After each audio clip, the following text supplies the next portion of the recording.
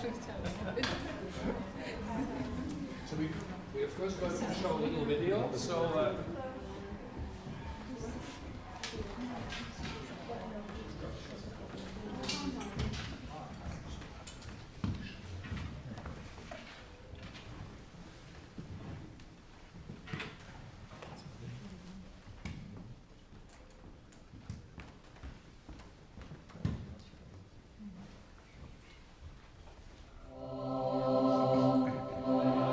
It's academic and it's theater, the place where they both meet.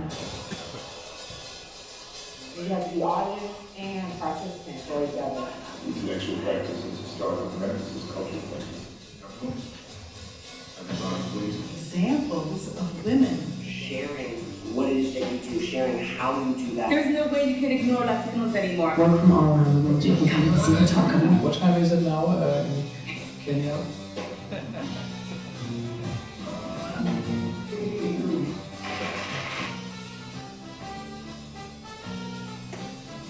It started out about different people and about different things. A whole sea of phenomena. Theater for everybody, yes, everybody. That's just what should be done. Have to do completely different. And indeed, my understanding of life, relationships, death, Has already changed.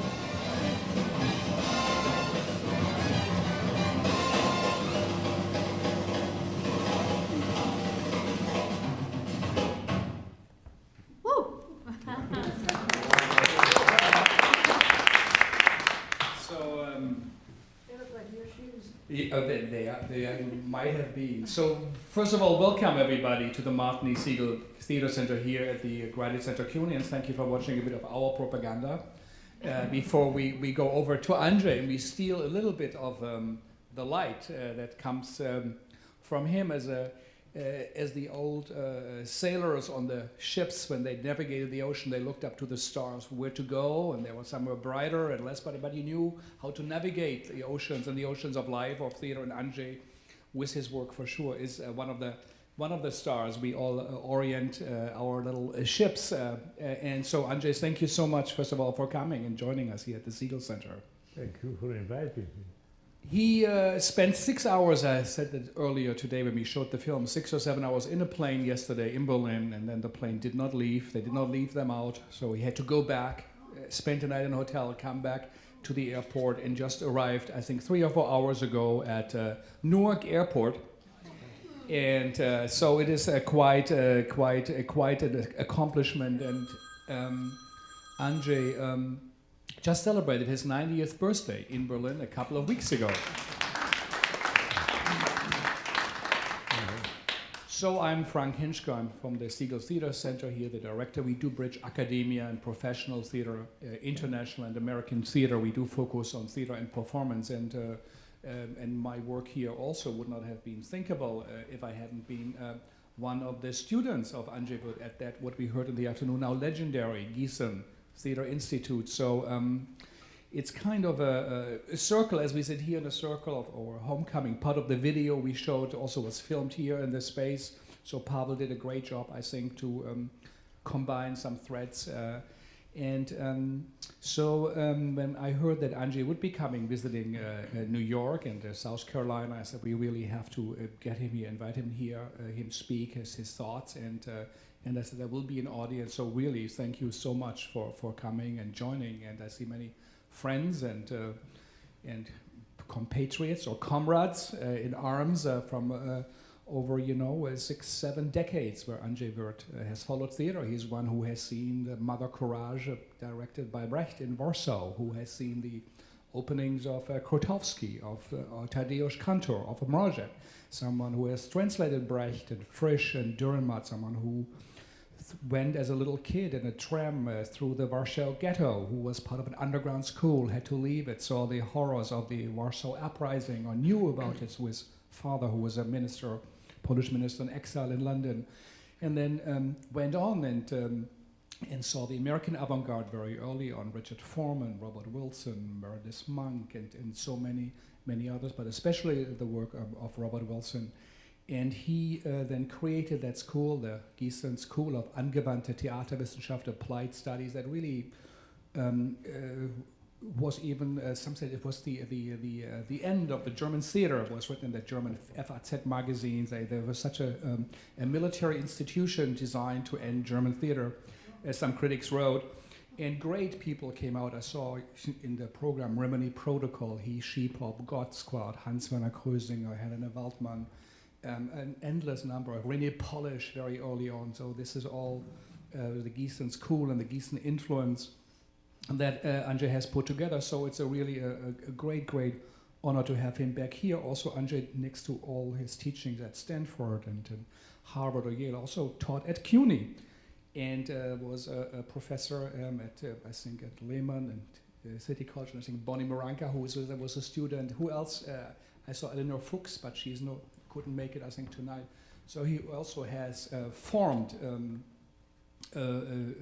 generation. Jonathan Kalb, I think, went to see him when he was in Berlin and did Johanna Müller studies, who's also a teacher here at CUNY. So it's really, he spent decades in continents. So Andrzej, the evening tonight will be an open conversation about theater. And first of all, how does it feel to be back in New York City? Well,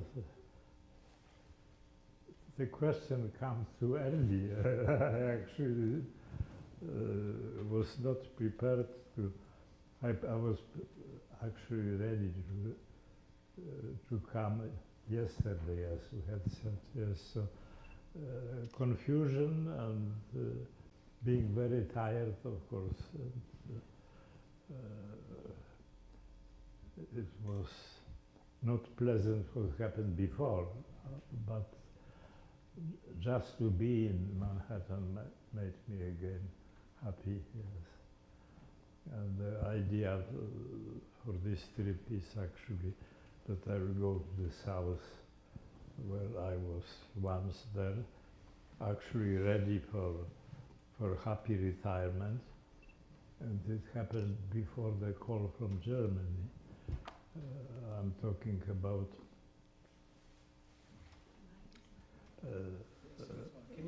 early 80s. Is it loud enough? Maybe a bit louder? About 80s, I thought that my academic career is actually closed, and then came this call from Germany, and a country which is very bureaucratically ruled, and it was an age problem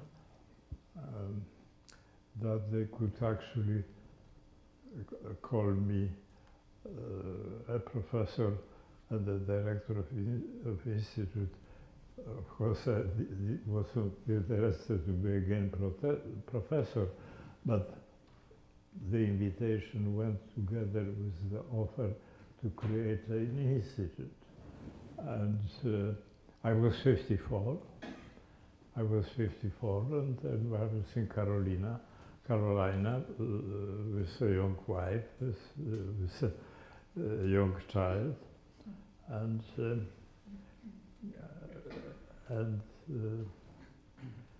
I was reading for pleasure Gertrude Stein in the local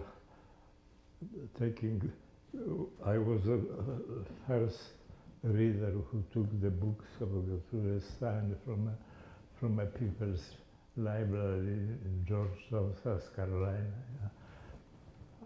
I would check now. I suppose that I am still the only one reader.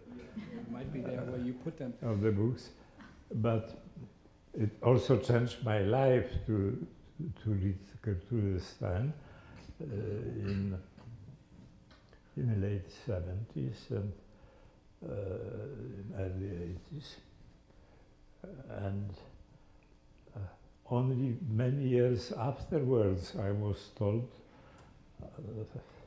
I would never think about it, that there is a colleague, a scholar in Copenhagen, named Anna-Luise Schulz, and he claims that my very esoteric publications in Germany on Gertrude. They were first which actually opened the reception of Gertrude Stein in Germany. And she published in this country a book last year about that. And so I was very pleased that this actually, this work, which was very much connected with genius loci, being in the South, and reading also the novels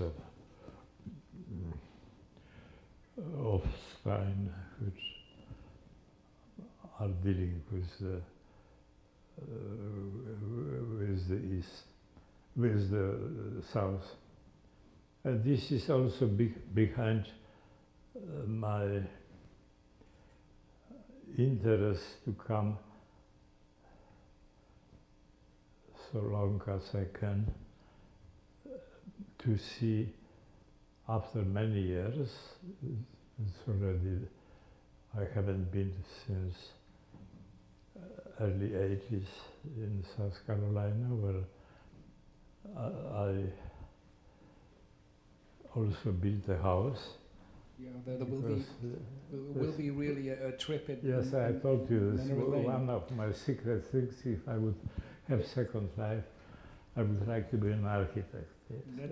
Well, that is good. Andrzej, tell me, what is for your very first memory of theater? What is the first thing you remember ever seeing in the theater? Oh. Well, as actually I'm totally unqualified to say anything valid about theater in the view of my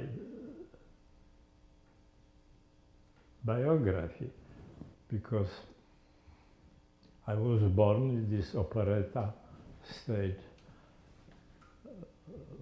Poland, between two wars, which existed only 20 years.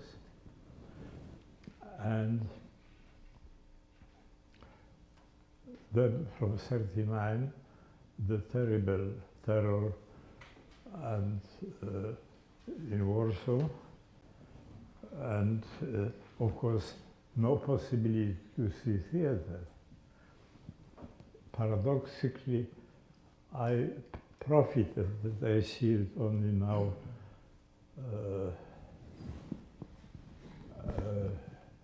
looking back, that Poles were reduced by Germans to be slaves, and all education was forbidden. But it had a perverse advantage, because in a conspiration in the underground, and I was a teenager at that time, I was in gymnasium, but I had university professors who taught me, because universities were closed. So it was a paradox of a terrorized city and with a dangerous clandestine education, because of a danger of gatherings. Only 3 students could meet with a professor. But basically, I think that later on I could become professor and teach and learn languages and learn Latin. And already as a teenager, later on, during the Stalinist period, I translated Lucretius de Rerum Natura, and this still lives with me. Yes, I also dream often in Latin. Yeah.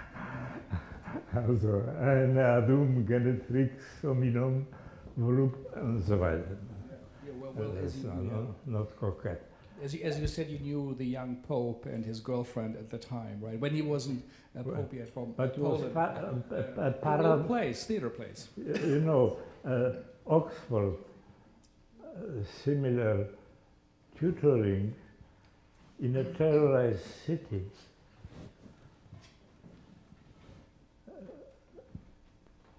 So one of these things which, and about theater, back to your question about, so film was forbidden, and theater, of course, was also forbidden. Basically, this is my thought that I am totally unqualified to talk about theater, and that this enormous arrogance to try to build the own biography on theater. You know the saying that somebody who hadn't seen Hamlet at 17 shouldn't actually talk about theater. I haven't seen Hamlet at 70. I couldn't. So I'm totally unqualified to talk about theater. How did you meet Brecht? How come that you didn't meet Brecht? What was the connection? How did that start? Well, this also a prehistory almost. This is not enough known, although I wrote about that, and actually the first publications after actually my landing in the States in '66 was an accident. And I come here for the first time, invited by the literary group 47 to Princeton, and my intention indeed was not to stay. And anyway, I was married, I had a child, and I had also a position as editor in Poland. But as I came to America, I had, of course, contact with American scholars because of my interest in German expressionism. I made friends only by correspondence with Walter Sokele in Stanford, and met with Rubicon because of Beckett. And so I had scholarly contacts in the United States, which then were very helpful as I was stranded suddenly. And I think you wrote about Brecht, your dissertation. Yes, but I know that you applied to be at the Berlin Ensemble, to be as an assistant. Yes, what is not known, that Brecht, of course, it's a banal thing to say, but this rarely had said, it's only 7 years Brecht's activity in East Berlin, in Berliner Ensemble, and this is explainable only through the fact that he came from emigration with the whole drawers full of plays which were not staged. And the whole Brecht canon was actually in 7 years, it's actually a phenomenon of intensity. In 7 years in Berliner Ensemble, the plays which were, and in this context to your question, is that Brecht was also subject matter to political restriction of the regime, although he was very careful not to criticize and wrote a lot of panegyrics about GDR out of gratitude that he got this theater. But what is not known that in the 50s he was under political restrictions in the GDR, and the only country in which Berliner Ensemble visited, was permitted to visit, was Poland, People's Republic of Poland. And it was in 52 and 54, so please do note how early it happened, 52 and 54, yes. Brecht wasn't yet, he was totally forgotten, his great name from the pre-war time. And all major plays, Mother Courage, Der zerbrochene Krug, Kaukasischer Kreidekreis, were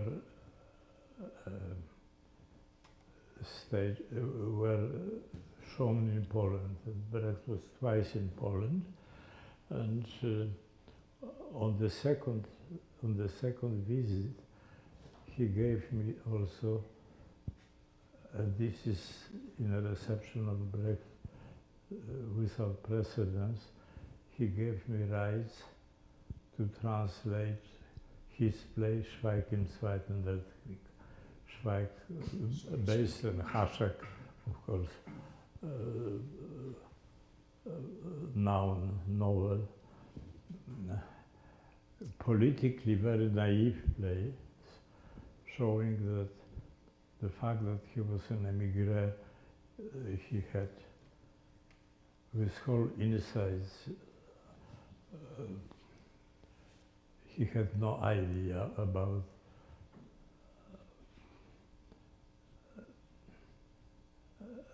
the cruelty.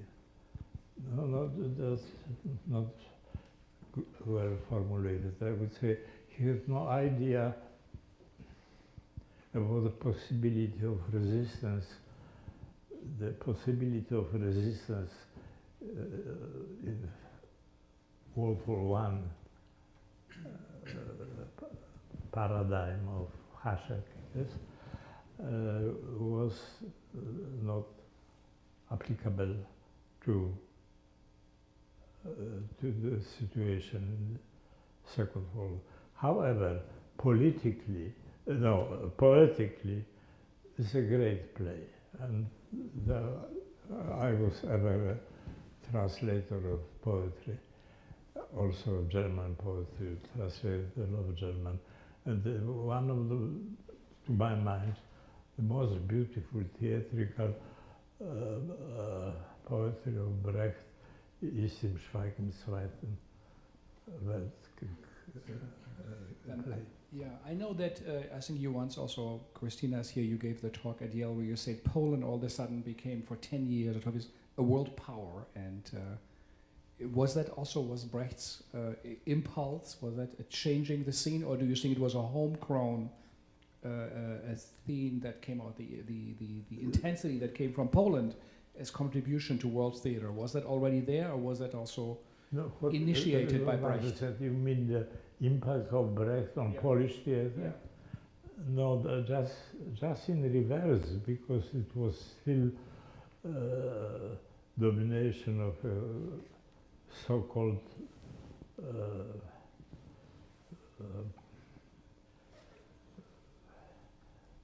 leftist critics.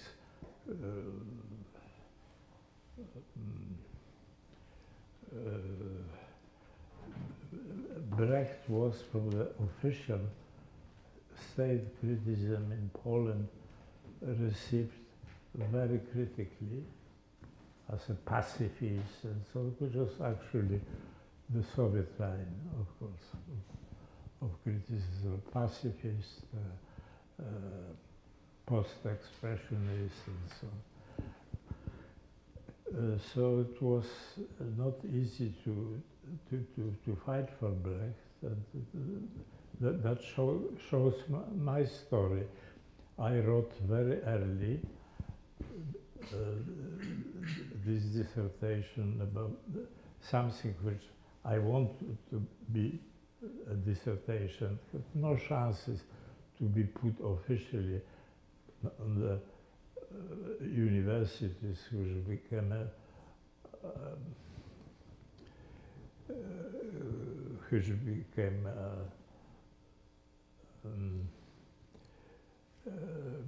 publication or a full. No, which became vulgar Marxism, yes. Yeah. So I wrote very early that actually this stereometrische Struktur was written to with intention to be a doctor dissertation, but then it was no chance to publish it in Poland. The reason for that. I started my university studies after the war, and they were 2 first years of the university in Poland after the war, which were still like a pre-war university. That is to say, the Polish strong position in the logistics and the links with Wittgenstein and Schlick and Carnap of my professors, yes, and this was my education, yes, by Kotarbiński, Tatarkiewicz, and people who were connected to Winterkreis, logistics. This what interested me. It was very bad this was possible to study first 2 years after the war, but after that it was no more kosher. So I wrote my would-be dissertation into drawer, and only by chance it was published in Germany after Brecht's death in a very widely read magazine, Sinnenhorn, as this stereometrische Struktur, and it was the best thing which happened to me, because the piece was noticed, of course, because of Brecht, and but I was criticized in the East and praised in the West. How come that suddenly from this restricted Poland comes such a voice? So I was lucky, but it was,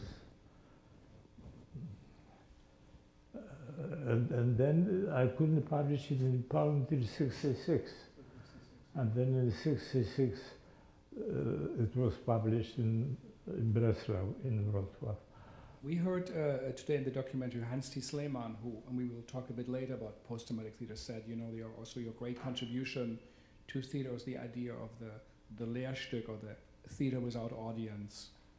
And I know you also directed Fatzer in a couple of universities. So is that, you always said this is perhaps the center of Brecht's work that had been overlooked. So maybe, I don't know how very well known it is, not maybe sure, but do you still feel that the Theater ohne Publikum, the theater without audience, perhaps was Brecht's greatest contribution on the formal level? Well, that is a well taken point. Yes, I think I got it from Brecht. Of course, it was already forgotten, but I didn't make an ideological point of it. I had said that it opens a new vistas if you think about theater without an audience, yes? And but I mean that to Brecht, of course, in that. So tell us a bit about your Fatzer experiments and the idea behind it that we saw also in the workshops. With Fatzer, it was a funny story. Thank you for asking, because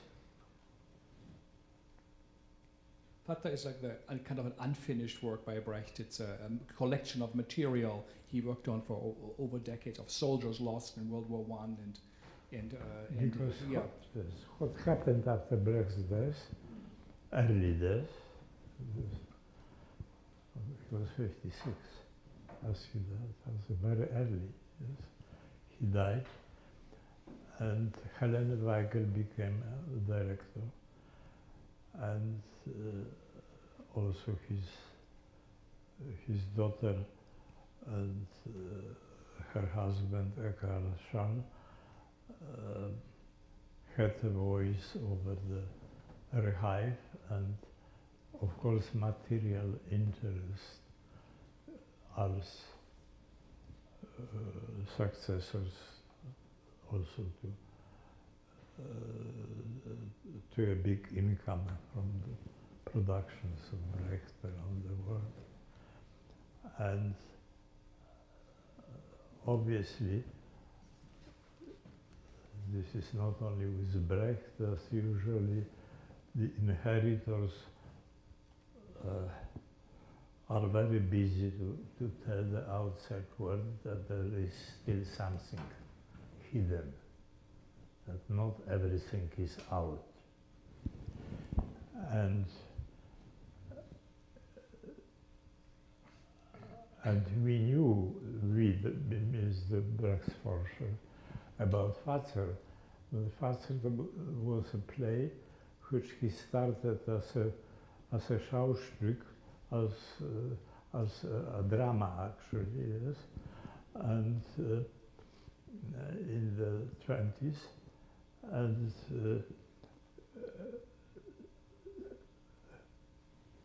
and not finished it as a drama, and those were the years where he got ideas about Lehrstück and started to new version, which also is not finished, of a Fatzer. Fatzer is the name of a soldier who deserted from the World War I, together with 3 other colleagues, and who went into in the conspiracy in the underground, expecting the Red Revolution to happen. And anyway, enormous volume of material not finished as a Schauspiel, not finished as a Lehrstück. And it was seated in Berlin Ensemble Brecht Archive, and all requests of my German colleagues to see it were refused by Helene Weigel and a daughter of Brecht.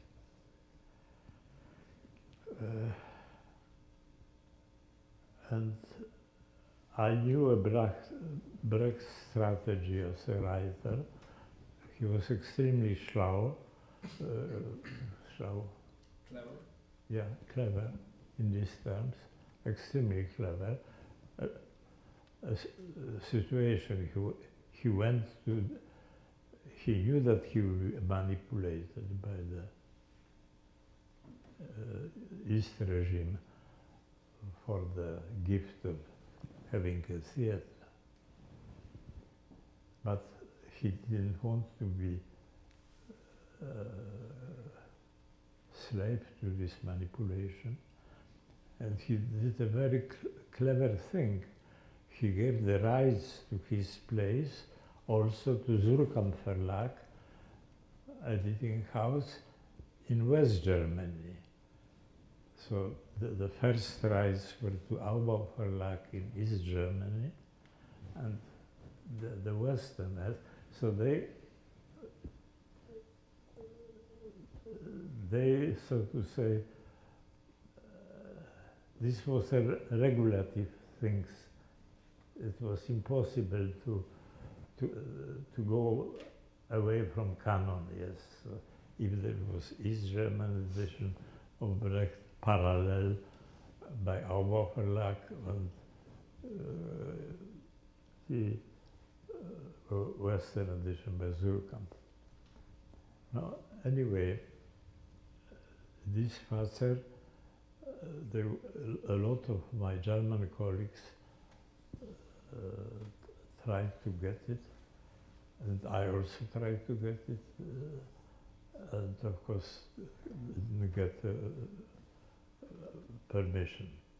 And then, as I came to the States, I remembered Brecht's tactics, that I knew that I don't know why my German colleagues didn't use it, because they could use this door which was still open, that Brecht sent to Houghton Library in Harvard film rolls with his whole oeuvre. So the same old folks strategy to have it.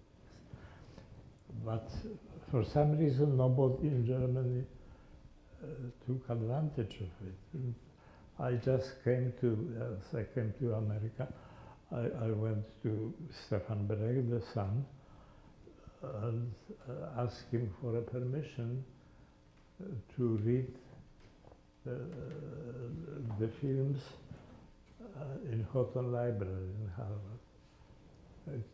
They were real film rolls, and I read it on the so old-fashioned machine.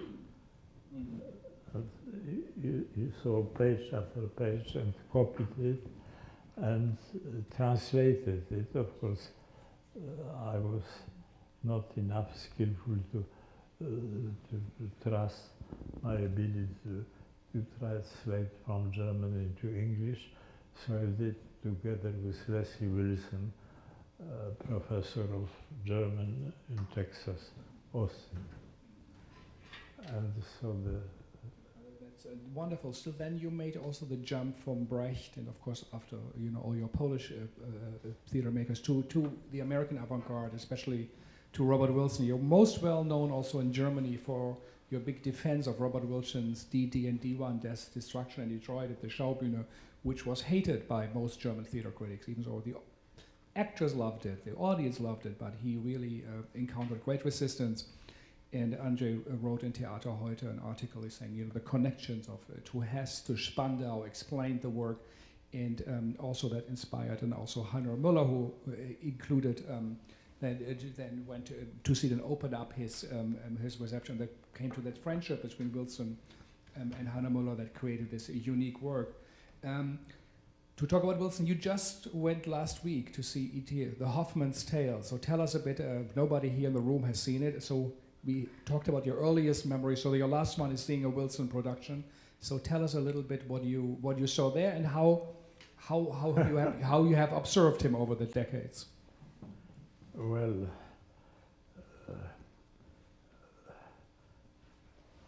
actually to assume that Bob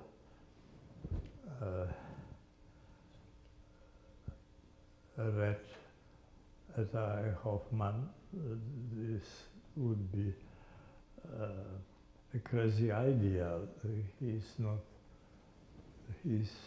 does not inspire himself from readings, but particularly of such an esoteric author of the Schau romantism, Andrzej Hoffmann. But theater in Düsseldorf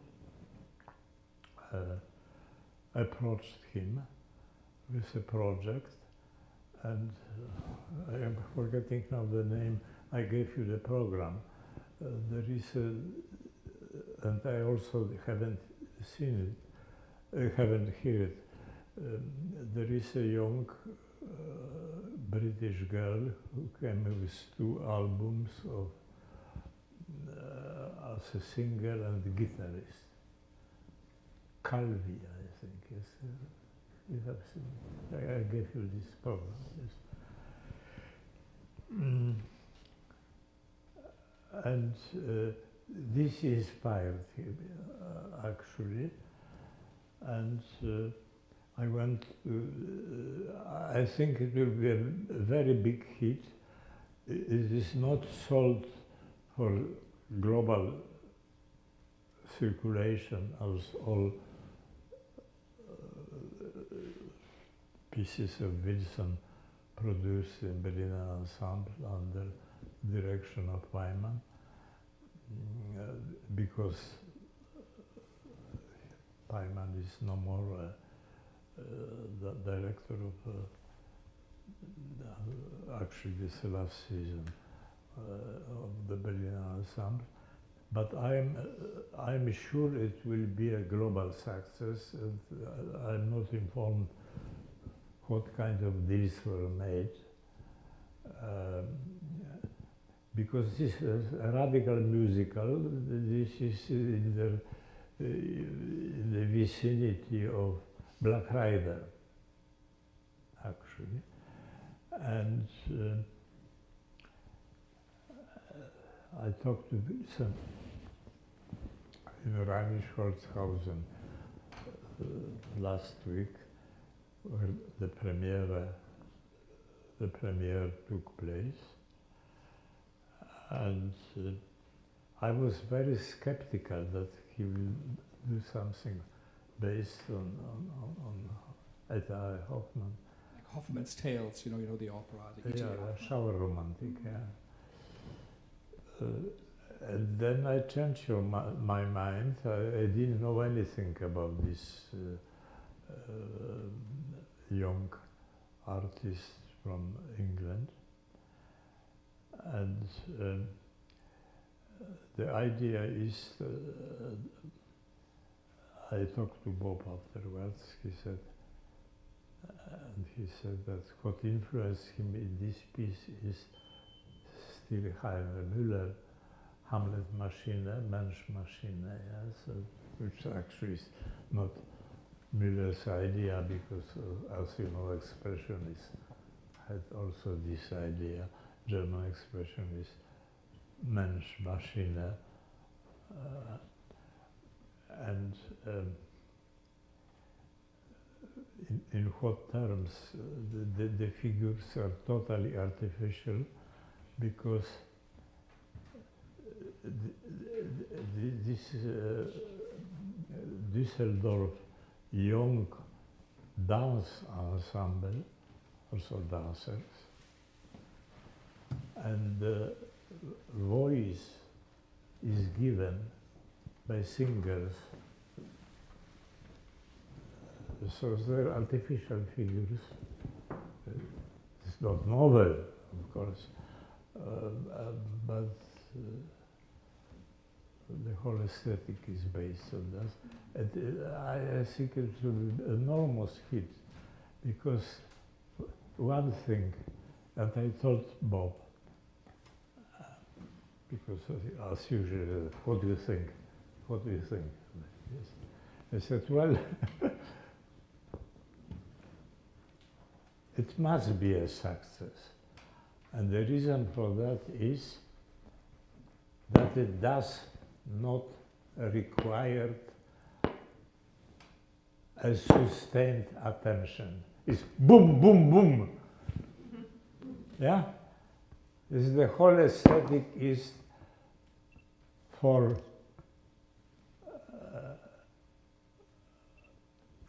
short attention span. We are box, box, box, box, box. Because I am not from this generation, but I understand, I try to understand the mechanism. It must be the success, because for 2 hours you are bang, bang, bang, bang. And so, yeah, Andrzej, you brought a lot of the avant-garde to Giessen. It was, Richard Schechner, Bob Wilson, Molly Davis, John Jesson came, and many, many others. And this idea, you used first the term in 1984 already of the post-dramatic theater was your invention, and then put into a comprehensive system by Hanns Lehmann. But you still continue to watch and say even this term does no longer grab what theater is about now. So what are your reflections on global theater and this kind of, turbo capitalism, as we say, in the contemporary global world we live in? What is the place of theater? What is it saying, and what should it be saying from your point of view? I think what I'm saying in Germany also, that the ensemble, this auslaufendes Modell, meaning that ensemble theater is a model which is auslaufend. Which is no longer in fashion. It's just, outgoing model. Outgoing model, yes. Ensemble is globally, actually. Just remember that Mnuchin and Bruck and Strehler, and just name them, yes? They're all historical names. We don't have now, it's a time to reflect why. We don't have more, theater became more like a kino. Kino means movies. Theater became more like movies. Yes. And a big example is the Schaubühne, also the former ensemble theater of Peter Stein, which you mentioned the scandal with Wilson, the D&D, which it's very interesting that actually Stein, 79, still director of probably the biggest, the most important European theaters, ensemble theaters of the Schaubühne, invited Robert Wilson. And Robert Wilson staged Does Destruction Destroy It, the classic, 79. And this became the end of the Schaubühne, because Stein got a suspicion that Stein, the leftist, and selbstgenannter Kommunist, yes, thought that this is some fowler's eye. Rotten egg, yeah. Yes, which Wilson put in his leftist theater. And it was a big scandal, especially after Stein's actors, after working with Wilson, started to revolt against the director Stein. And it was a famous exchange between, I obtained for my students the internal protocols from the rehearsals with Stein, and a big tragic actress, Edith Clever. In exchange, during internal exchange with Stein, complained, he said, "You, Peter Stein, you never told me that what this Yankee told me." And I said, "Well, what he told you?" He came to me and said, "Edith, you are a star." So this, you may laugh, that's what the actors want to hear. Yes, as Peter Stein had this military,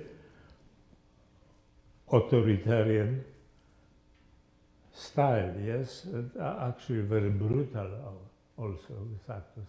It was the end of Peter Stein, and now under the director from the former East Berlin, Ostermeyer, Schaubühne became a kind of a kino. Movie theater. Movie theater, yes, with everything.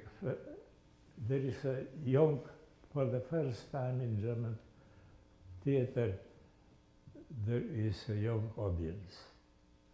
There is young audience, and the habitus of going to theater is as it is among young people who are going to movies because it's dark there, yes? And indeed, it's just also the tempo and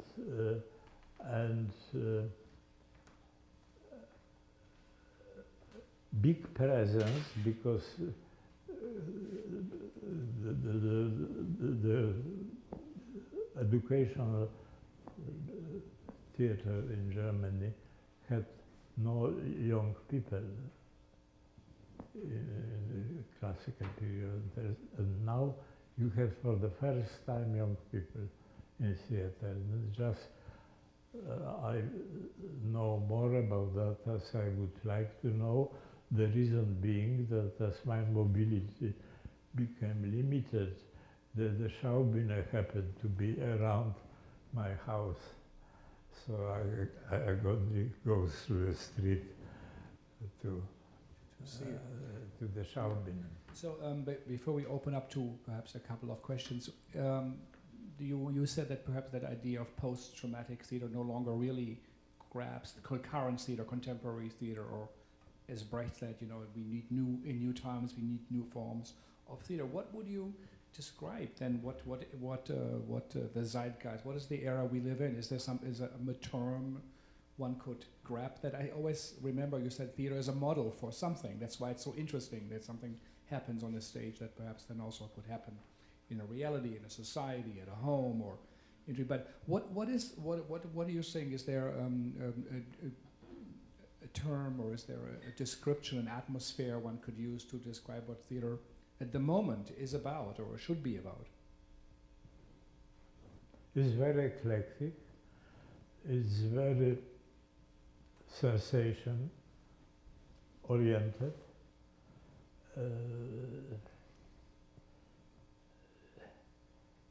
It's very much like a journalist discourse about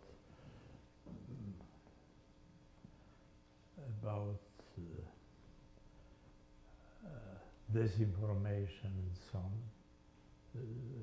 Something which usually is very publicistic. How to say? Publishing. Yeah, yes, something. Yeah, like a political part of a magazine. And very often das Stück, das heißt a play, is no more a model. It could be open reading.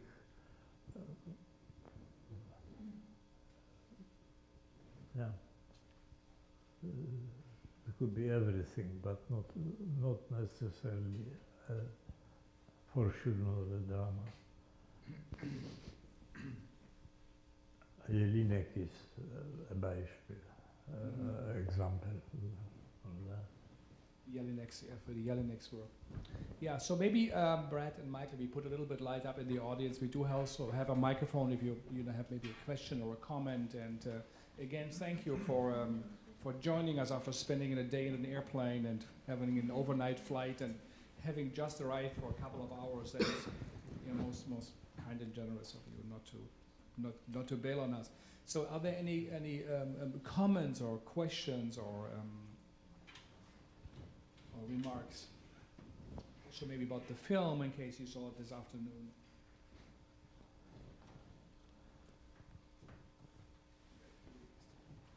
Thank you, Andrzej, for being here.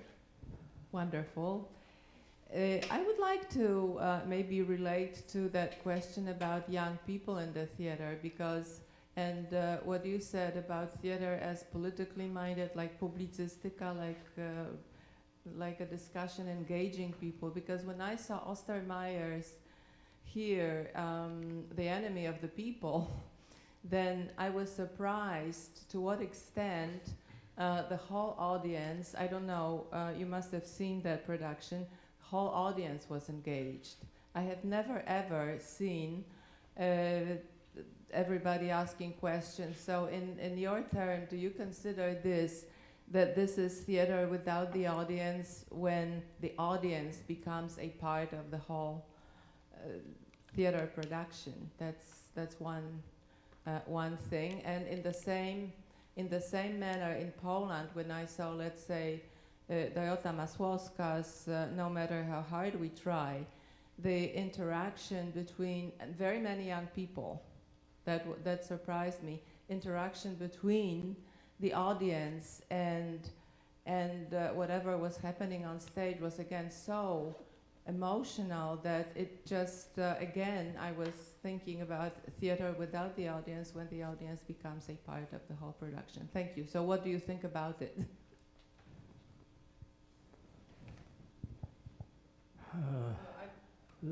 Difficult question. I can say only anecdote because it sounds unbelievable, but as illustration to my thesis about that theater becomes as a movie, as atmosphere. I'm still seeing almost everything Schaubühne because I'm getting also free tickets and I'm sitting still, although I'm not making any theater criticism in journalistic terms. And in the seventh row, and it's dark, and I was in one play, and suddenly I feel a pressure on my right arm, and so I'm looking a little behind, and I think that there is a young lady who put her leg on my arm. So, of course, it's not unpleasant, yes. And what I would hate to appear as an older gentleman who protests. So I only make a small movement of her head, and she saw obviously only a black figure. And after some seconds, I feel the pressure on another arm. So well, and my colleagues won't believe about that. They say this Andrzej's fantasy. No, this is not a fantasy. It happened. Another thing, this is a new, I'm for sure not prude, but some things still seeing on the premiere and still being in generation who remembers the ritual of the premiere and sitting in the seventh row and behind me there are young people in jeans and we know that the back side of jeans is now is not an erotic place, yes. You can show like in a zoo, yes. So I see three persons leaning forward, and I cannot stop as an agent provocateur, whom I am, as you know. So I said, you think, too much information. And don't understand what I'm saying. Too much information. But this is the atmosphere, and it's exactly what I have around the corner now. There's changing audiences with all complications. I think you do you have a question? Yeah, we watched the documentary just now, and I was really, really moved by something I heard. It says like we came for the ocean, but we got shallow waters instead. It happens a lot of times in many cases, and I hope it was not what you feel like to say about what the theater has done over the decades. So as also a theater researcher, I wonder what would you like to say, or what would you see the promises of doing theater itself and doing theater research? Thank you. Well, I don't know. She said that we were promised oceans or deep depth in the water in the ocean. It's very shallow. Do you think theater also is becoming shallower and shallower? Oh. Is it worth to research, or what should one research?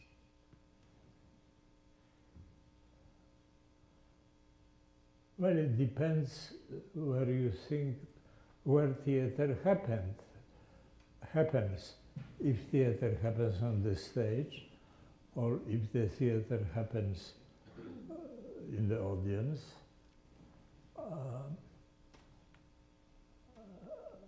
or maybe theater happens in a discourse, in a written critical discourse which it provokes or not provokes.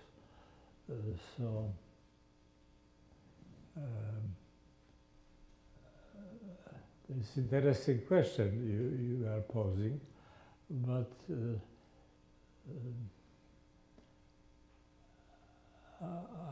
I would say it happens differently, yes.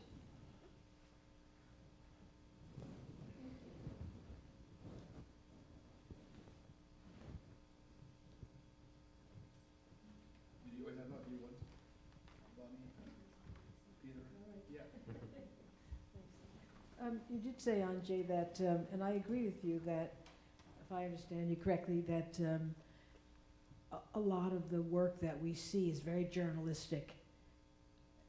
A lot of the contemporary theater is very journalistic in a sense, because it's on the level of like magazine writing, and we have very good investigative reporting and very good journalism in magazine writing. I love journalism, but it's not as artistic, perhaps, because we're used to getting our, a lot of contemporary stories and everything now from radio and from magazines and even online journalism. So I've wondered myself for many years, like, what will theater do with itself, And I've recently been thinking that I'd like to see the return to the writer, because I feel that, that these times need a much more philosophic, poetic, rigorously intellectual way of understanding the contemporary world beyond this journalistic way. And I've recently felt that I've recently felt that one area that I found this has been in the recent work of Carol Churchill, who I feel is creating a new dramatic language and creating new forms. And I find her work extraordinary, and one of the really few people in the theater who has really created new forms and new languages for our time. A totally different kind of language, a dystopian language, in the way that the Russians and the German expressionists and Witkiewicz, even the Poles, created language in the period between the wars. But it is a kind of catastrophic imagination, and a lot of people don't want to go in that place. But I'm saying I have found this newer vision, at least in writing, in Carol Churchill's recent work, which is very difficult, but very brilliant, her last few plays. So it's one alternative to a lot of the spectacle in media and journalistic work that is not reaching that level, I feel. Yeah, I'm so moved listening to Bonnie, and I have to tell you the anecdote, and you have to say that if it is true or not. I remember as the crisis started of the City University in 76, 77, and we lost a lot of graduate students due to financial difficulties. And Bonnie and Gautam Dasgupta were students of mine at that time. And they came to me and asked what to do. And you remember I told you, you should make a serious, profound theater magazine. Yes, you asked what to do, what you did, of course. And it was, I had said it will be something novel in the context of the theater publication in the 70s, yes. And indeed, PAJ played this role, yes. This was totally new to have a journal of this ambition and this quality, which opens. Now I'm persecuted by people who are saying that they're my oldest students. But who is my oldest student? And still somebody else comes. And now there is a Brecht scholar, very well known, and also in a certain way later on, biography maybe not totally different as mine, Klaus Völker, who was also founder of Ernst Busch Schule, a prominent school of acting in Berlin. And he claims to be my oldest student. Yes. I'm sure somewhere is someone else. So maybe we will have a little reception here, so you can ask additional questions. But is there one more, maybe a comment or? Oh, Peter, yes, please. I was just interested in this photograph, or two photographs, where you're with the no mask. Did you have a relationship to Japanese theatre at all in your career? And I don't know whether you've seen it. Asking about the mask, you know, I think there's Daniel's. Oh yes, okay. What is the history of the photo? Oh yes, interesting that you're asking. But because it is also necessary to say here, is for me personally very moving. This was done, last photomontage done in Germany, in Berlin, on the occasion of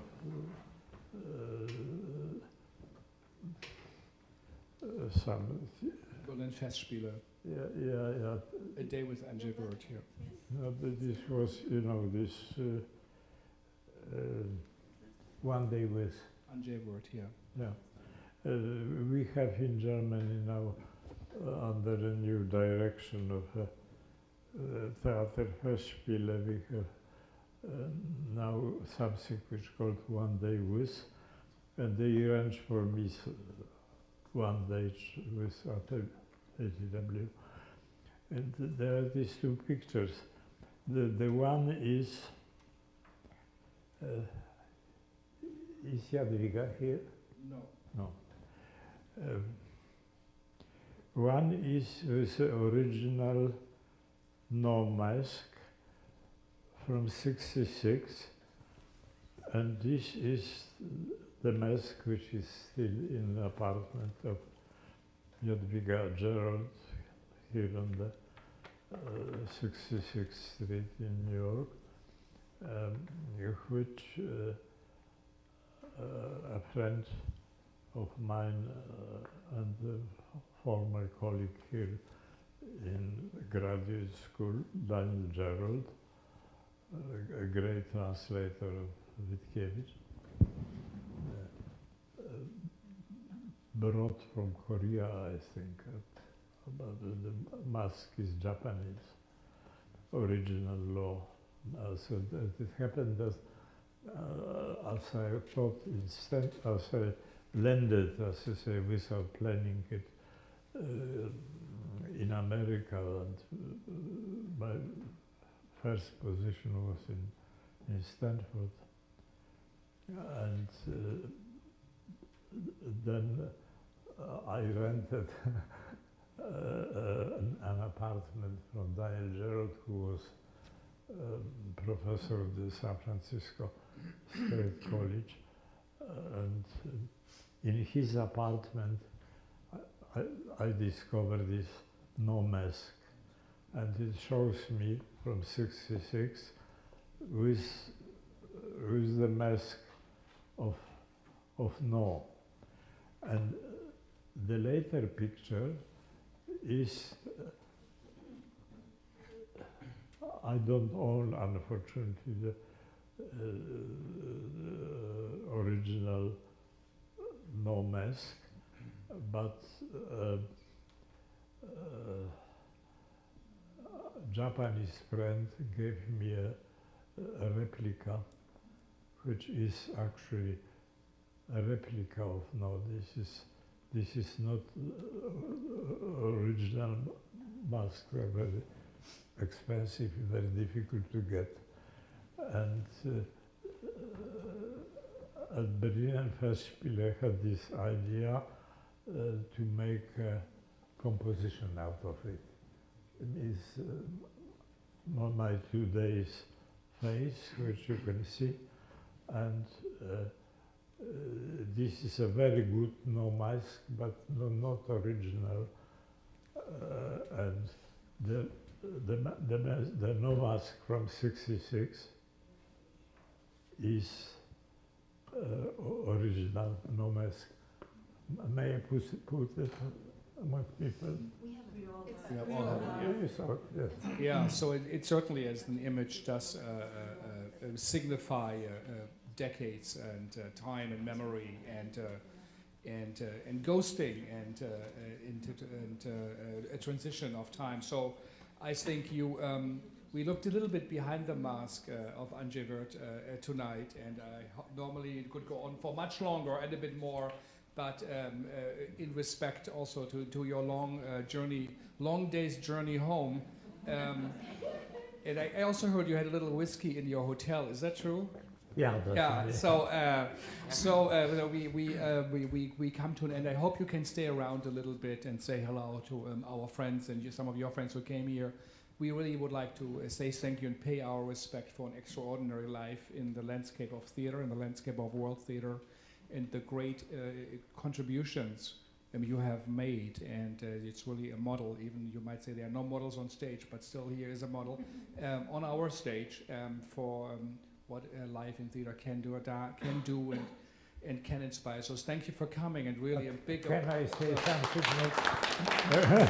Thank you. I think I should say something about Frank, who is my student from the...